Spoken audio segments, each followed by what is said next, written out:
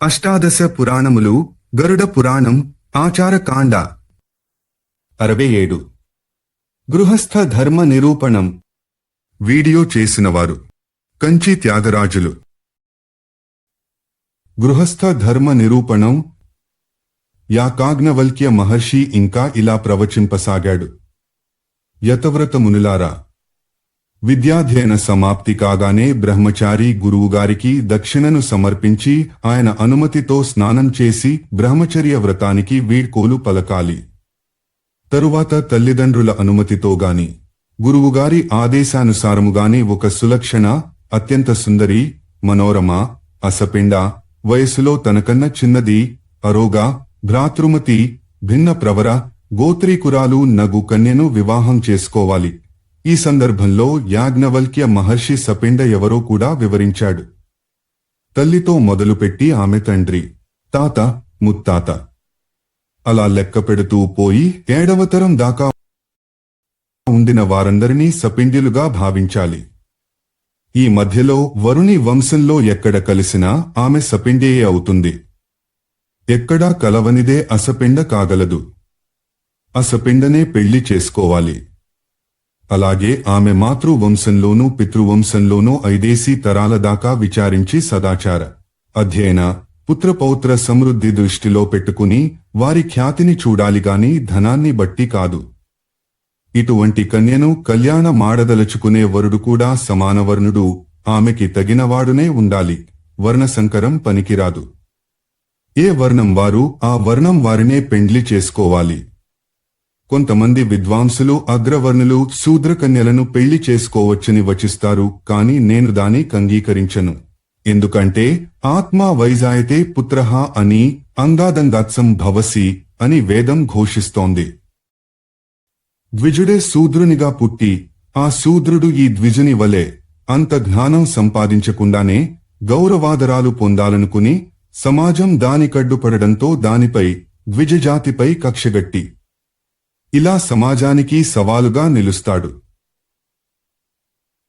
బ్రాహ్మణుడు తన వర్ణం నుండి ఒక కన్యను వివాహం చేసుకున్న పిమ్మట ఇతర వర్ణాల కన్యలను పెండ్లాడవచ్చని, క్షత్రియులు క్షత్రియ కన్యను పెండ్లాడిన పిమ్మట వైశ్య, శూద్ర కన్యలను వివాహమాడవచ్చునని, వైశ్యులు వైశ్య కన్యతో వివాహమైన పిమ్మట శూద్ర కన్యను చేసుకోవచ్చునని, శూద్రుడు మాత్రం శూద్ర కన్యను మాత్రమే పెండ్లాడాలని పెద్దలంటారు. అది సామాజికావసరమైనప్పుడే అంగీకార్యమయ్యేది. కన్యకి కనీసం ఒక అన్నదమ్ముడైనా ఉండాలి. అంతేకాని పుత్రికా ధర్మం గల కన్య ప్రశస్తం కాదు. ఈ కన్య యొక్క పుత్రుడే ఆమె తండ్రికి పిండం పెట్టవలసి వస్తే ఆమెను పుత్రికా ధర్మం గల కన్య అంటారు. వివాహాలలో 8 రకాలున్నాయి. అవి బ్రహ్మ, దైవ, ఆర్ష, ప్రాజాపూపత్య, ఆసుర, గాంధర్వ, రాక్షస, పైశాచ విధాలు. ఉత్తమ వంశానికి చెందిన మంచి శీలస్వభావాలున్న వరుని మామయే స్వయంగా తన ఇంటికి పిలిచి అలంకరించి పూజించి కన్యాదానం చేయడం బ్రాహ్మ వివాహం. యజ్ఞం చేస్తూ ఋత్విజుని అలంకృతుని చేసి పూజించి కన్యనివ్వడం దైవ వివాహం. వరుని నుండి ధర్మార్థంగా 1-2 జతల ఆవులను ఎద్దులను స్వీకరించి శాస్త్రోక్తంగా పిల్లనిచ్చి పెళ్లి చేయడం ఆర్ష వివాహం. వధూవరులనొక చోట చేర్చి మీరిద్దరూ కలసి గృహస్థ ధర్మాన్ని నిర్వర్తించండి అని చెప్పి పూజ చేసి కన్యను దానం చేయడం ప్రాజాపత్యం. కన్యకు, ఆమె తండ్రికి, అతని బంధువులకు యథాశక్తి ధనాదులనిచ్చి స్వచ్ఛందంగా వరుడే కన్యను గ్రహించడం ఆసుర వివాహం. కన్యా బ్రహ్మచారి పరస్పరం ఇచ్ఛాపూర్వకంగా తమకు తామే చేసుకునేది గాంధర్వం. కన్యను అపహరించి గునిపోయి వరుడు తన స్వగృహంలో శాస్త్రోక్తంగా చేసుకునేది రాక్షస వివాహం. అన్నిటికన్నా అధమమైనది నిద్రిస్తున్న, కామం పట్టిన లేదా మతిలేని కన్యను ఎవరూ చూడకుండా పట్టుకుపోయి వరుడే చేసుకునేది. దీనికి పైశాచ వివాహమని పేరు. మొదటి 4 రకాల వివాహాలు బ్రాహ్మణ వర్ణంలోనూ తరువాతి 2 విధాల పెళ్లిళ్లు క్షత్రియ వర్ణంలోనూ తరచుగా అవలంబింపబడుతూ ఉంటాయి. సవర్ణ వివాహాలలో గుహ్యసూత్రానుసారం కన్యవరుని పాణిగ్రహణం చేయాలి. కృతత్రేతా ద్వాపరయుగాల్లో క్షత్రియ కన్య బ్రాహ్మణ వరునిగాని వైశ్యవరుడు శూద్ర కన్యనుగాని ఇదివరకే చెప్పినట్టు వివాహం చేసుకోవటం ఆచారంగా కొన్ని చోట్ల ప్రత్యేక సందర్భాలలో జరిగేది. కలియుగంలో ఈ పద్ధతి ఎక్కడా, ఎటువంటి సందర్భాలలోనూ లేదు. వర్ణసంకరం జరగరాదు. కన్యాదానాన్ని గావించే అధికారం కన్య యొక్క తండ్రికి, తాతకి, సోదరునికి, సకుల్యునికి లేదా తల్లికి ఉంటుంది. తండ్రిదే ఈ ధర్మం, ఈ భాగ్యం. ఆయన లేకపోయినా, ఉండి మతిస్థిమితం లేనివాడైపోయినా తాతకి, అలా అదే క్రమంలో తరువాత చెప్పబడిన వారికి ఈ అవకాశమివ్వబడుతుంది. కన్యాదానం చేయవలసినవాడు చేయకపోతే వానికి ఆ కన్య ఋతుమతి అయినప్పుడల్లా ఒకటొకటిగా భ్రూణహత్యల పాపం చుట్టుకుంటుంది. కన్యాదాతలు లేనప్పుడు కన్యయే తనకు తానుగా తనను తాను దానము చేసుకునే వెసులుబాటు కూడా అంగీకార్యమే. కన్యను ఒకమారే దానం చేయాలి.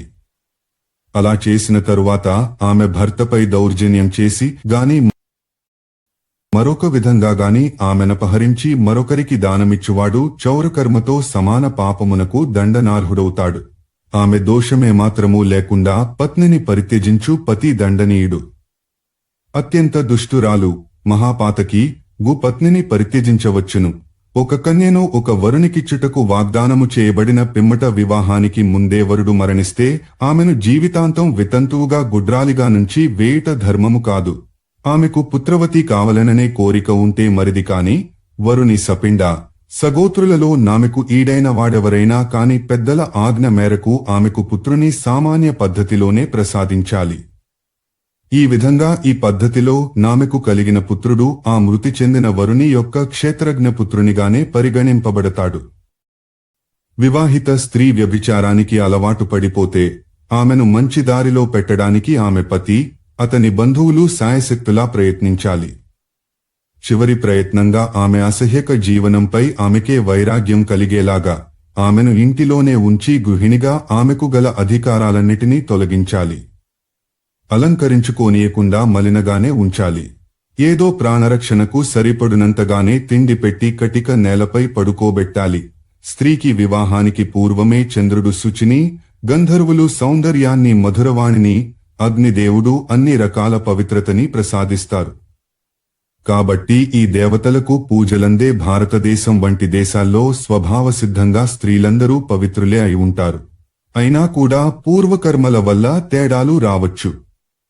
అందుచే స్త్రీకి దోషమంటదనే నిశ్చయానికి రావడం సరికాదు. ఒక స్త్రీ తన పతి కానివానిని మనసులో వాంఛిస్తే అది ఒక రకమైన వ్యభిచారమే అవుతుంది. అలాగే పరపురుషునితో సంపర్కాన్ని సంకల్పించిన వ్యభిచారమే కాగలదు. ఈ మానసిక వ్యభిచార దోషము ఆమె ఋతుకాలిక రజోదర్శనము కాగానే పోతుంది, కాని మరల అటువంటి ఆలోచనలు చేయరాదు. నిజంగానే పరపురుషునితో సంగమించిన, తద్వారా గర్భధారణ చేసిన ఆ స్త్రీని పరిత్యజించవలెను.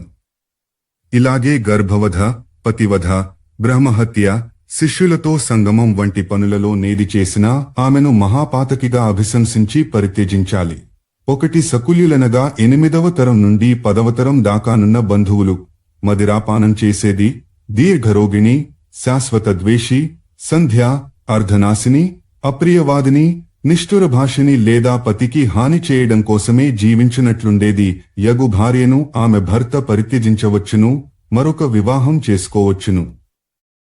అయితే తాను మొదట వివాహం చేసుకుని ఇప్పుడు పరిత్యజించిన స్త్రీని దాన, మాన, సత్కారాదుల ద్వారా భరణ సమన్వితను చేస్తుండాలి.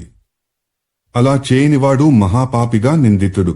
అన్యోన్యంగా దంపతులుంటే ఆ గృహానికి ధర్మార్థ కామవృద్ధి, త్రివర్గవృద్ధి పుష్కలంగా ఉంటుంది. భర్త పోయిన పిమ్మట ఇంకొక పురుషుని ఆశ్రయించకుండా అతని జ్ఞాపకాల బలిమితోనే జీవించే స్త్రీని, ఎట్టి విపత్కర పరిస్థితులెదురైనా భర్తను వదిలిపోకుండా ఉండే స్త్రీని లోకం నెత్తినబెట్టుకుని పూజిస్తుంది. ఈ లోకంలో యశంతోబాటు ఈ పాతివ్రత్య మహిమ వల్ల పరలోకంలో పార్వతీదేవి సాహచర్యం చేసే భాగ్యమబ్బుతుంది. భార్యను పరిత్యజించినవాడామె సుఖంగా, ప్రసన్నంగా బతికేలా చూసుకోవాలి.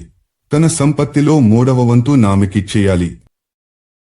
స్త్రీకి తన భర్త యొక్క ఆజ్ఞను పాలించుటయే పరమధర్మము. స్త్రీకి ఋతు లేదా రజోదర్శనమైన తొలి దినం నుండి 16వ రాత్రి వరకు సంతాన ప్రాప్తికి అవకాశముంటుంది.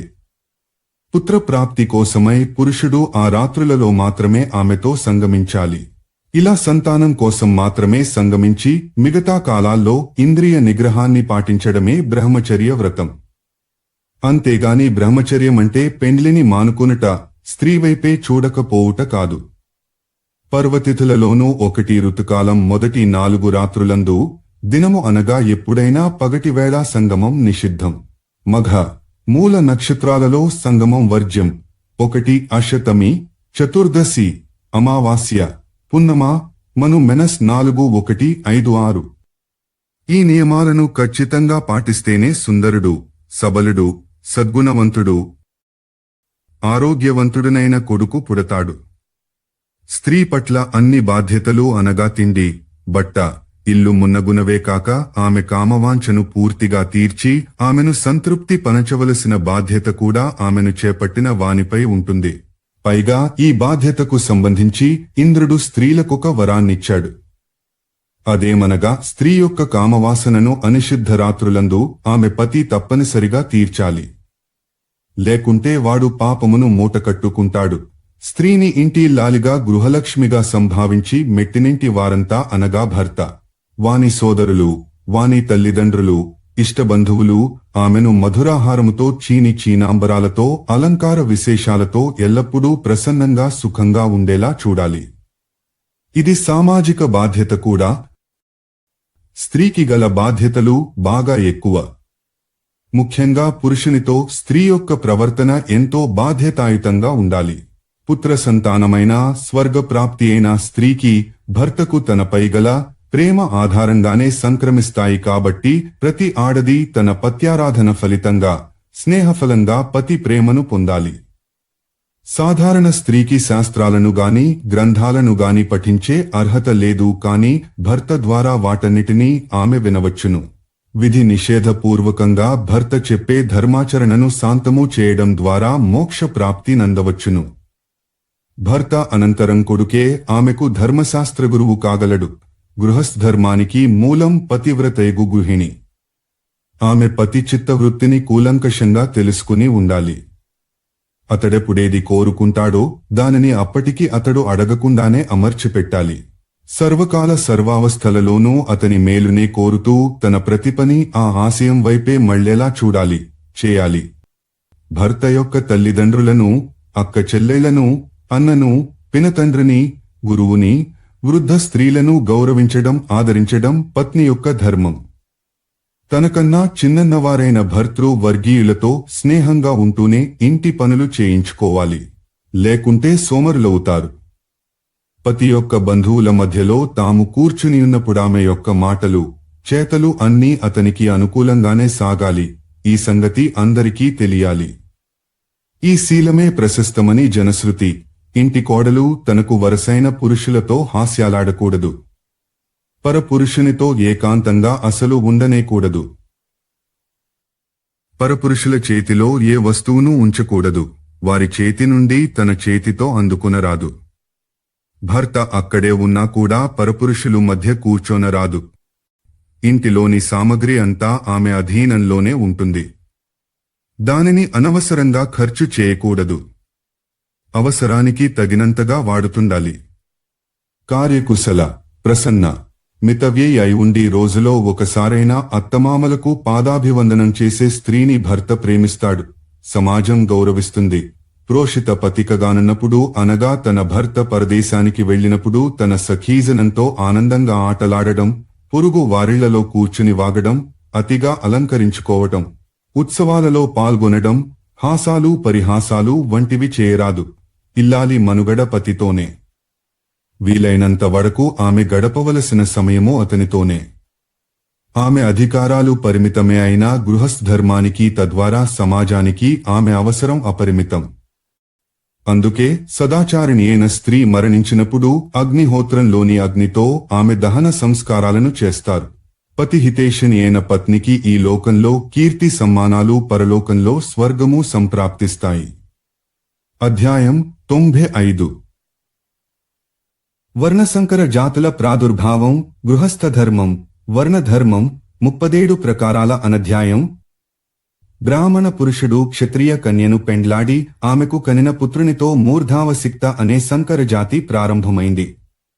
అలాగే బ్రాహ్మణ వైశ్య సంకరంలో అంబష్ట, బ్రాహ్మణ శూద్ర సంకరంలో పాటసవనిషాద జాతులు పుట్టుకొచ్చాయి.